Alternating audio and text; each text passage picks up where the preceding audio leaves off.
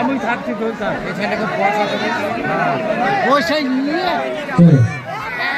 সবাই রেডি হয়ে গেছে।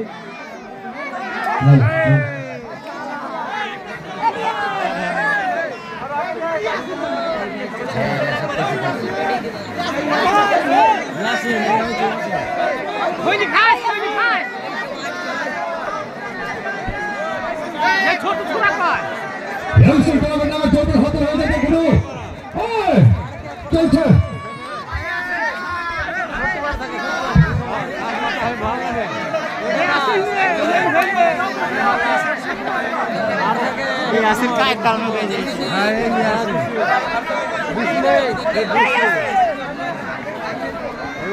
রেডি হয়ে গেছে।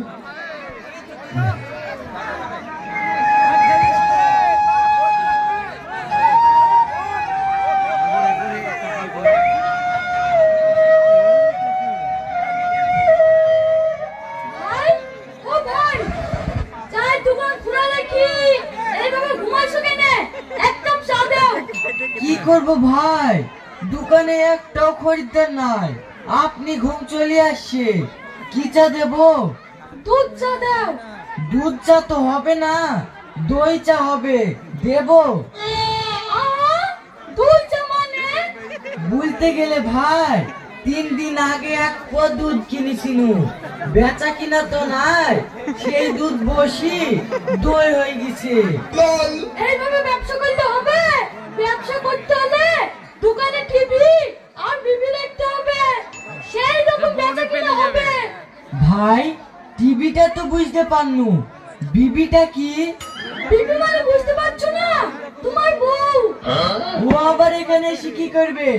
মেয়ে ছেলে মানুষ, এই মেয়ে ছেলেতেই দেশ চালাচ্ছে ভাই। একবার এসে দেখো, এমন ভাবে বেচা কিনা হবে, পয়সা গুলি দিতে পারবো না। ঠিক আছে ভাই, তাই করবো। তাহলে তোমাকে এখন 1 কাপ লাল চা দিই। ঠিক আছে দে।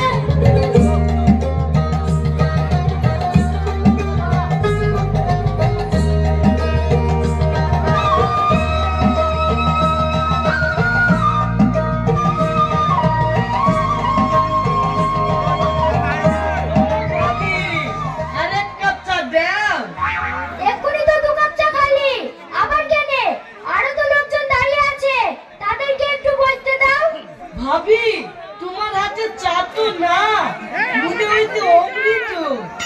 তোমার যে ভালো করে ডাক্তারকে দেখাও গা।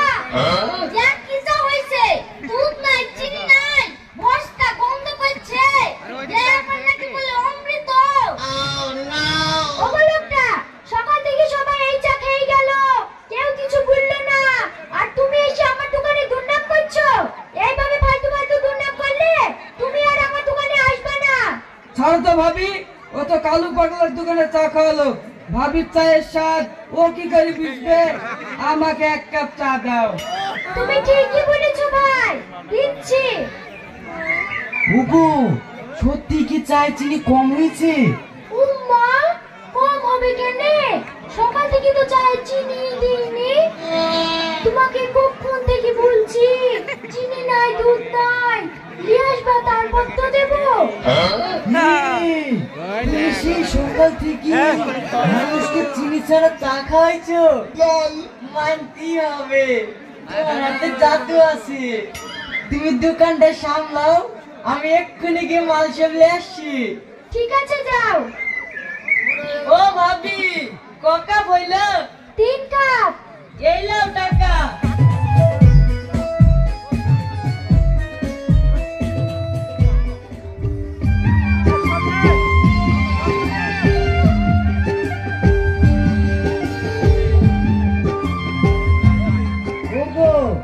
আমাদের তো এখন অনেক অনেক চা লাগছে, ভাবছি লোকাল থেকে আর চা নেবো না, একবারে দার্জিলিং থেকে ভালো চাটা আসবো।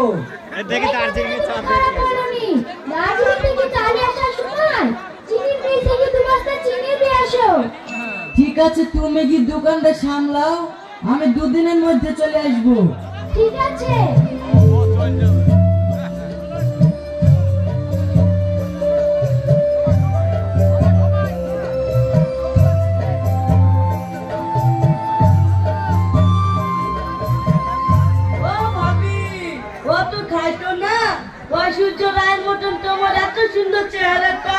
নষ্ট হয়ে যাবে। অত যদি তোমার মায়া লাগে আমাকে একটু হেল্প করো না। আমি তো তোমাকে হেল্প করতে চাই ভাবি, বলো কি করতে হবে। ওই দেখো চায়ের গ্লাসগুলো আছে, গরম পানি দিয়ে ধুয়ে রেডি করো, চা ঢালবো। কি ব্যাপার রে,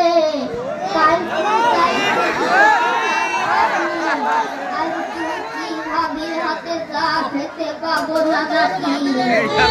ও চাচা, তুমি ভাবি কাকে বলছো? এইটা তো তোমার বৌমা হয়। ছোট বড় সবাই বলে ভাবির চায়ের দোকান, আর আমি খুললেই তো দাও দাও ভাবি একটা জায়গা তো আর পাবো না, দাঁড়িয়ে দাঁড়িয়ে চাচা কি দিবা, একটু দুধ চাই দাও। এই যাও বুড়োকে একটা চা দিয়ে এসো। ভাবি তোমাকে একটা কথা বলবো, বুড়ো ঢুলু সবাই তোমাকে আর কি মারে, দেখি আমার সহ্য হয় না। আমি মনে হয় তোমাকে ভালোবেসে ফেলেছি। এই যাও, বেশি পাকামো করে না তো, কাজ করো। পূর্ণিমা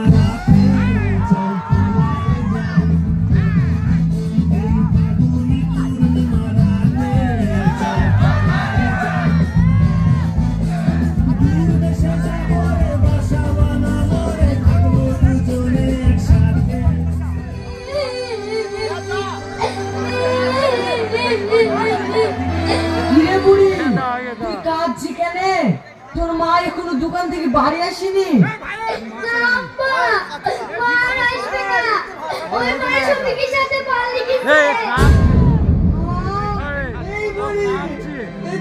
কি বলছি রে?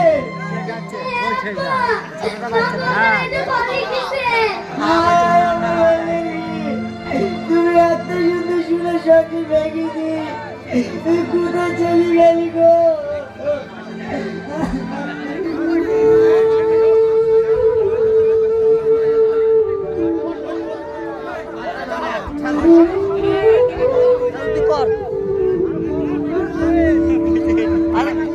গান ভাঙ করে ফাঁকা নিয়ে গিয়ে দেবো দিলাম।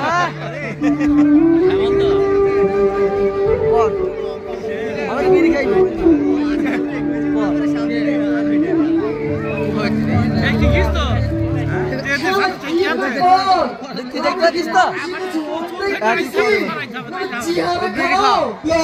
সেই সকাল থেকে বসে আছি, সন্ধ্যা লেগে গেল, একটু খরিদ্দার নাই যে। ও ভাই, ভাবি কই? পানি লাগতে গেছে নাকি? দাও এক কাপ চা দাও। কি বলবো দুঃখের কথা, তুই জানিস নি নাকি শফিকের সাথে তোর ভাবি পালিয়ে গেছে? হ্যাঁ, পালিয়ে গেছে? এ কথা তো শুনিনি। ঠিক আছে ভাই, থাকো। কেন রে, চা খাবি নি? না গো ভাই, আমার মনেই ছিল না। ডাক্তার সেদিন বলেছে চা খাইলে খিদে কমে যায়। না রে, আমাদের দোকান চালানো সম্ভব না, বাড়ি যাই।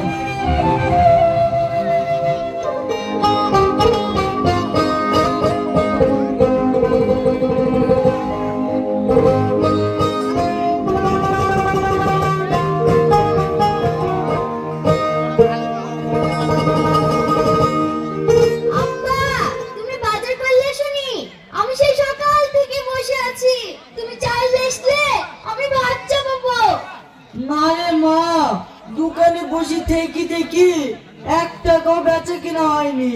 দোকানে যা টাকা পয়সা ছিল সবই তো তোর মালি পালিয়ে গেছে। এখন আমি বাজার করবো কি দি? আব্বা, এইভাবে চলতে থাকলে তো আমরা না খেতে পেয়ে মরবো। তাই থেকে তুমি বাড়িতে থাকো, আমি দেখছি দোকানটা চালাতে পারি কিনা। ঠিক আছে মা, দেখ তুই চালাতে পারিস কিনা। কাউকে ধারে দিসনি, তাইলেই হবে।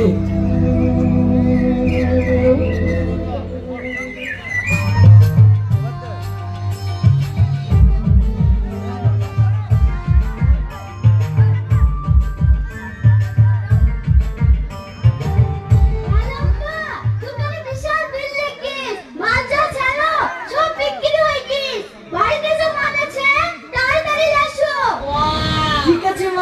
তুই খরিদ্দার গুলো ঠেকা, আমি এক্ষুনি লেছি।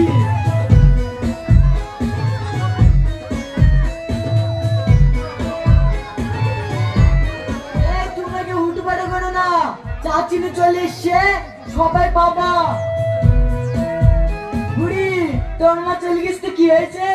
এইভাবে চলতে থাকলে আমরা বড় লোক হয়ে যাবো। তুই চা করে দেখ, মাল কিনে এসে দায়িত্ব আমার। ঠিক আছে আব্বা।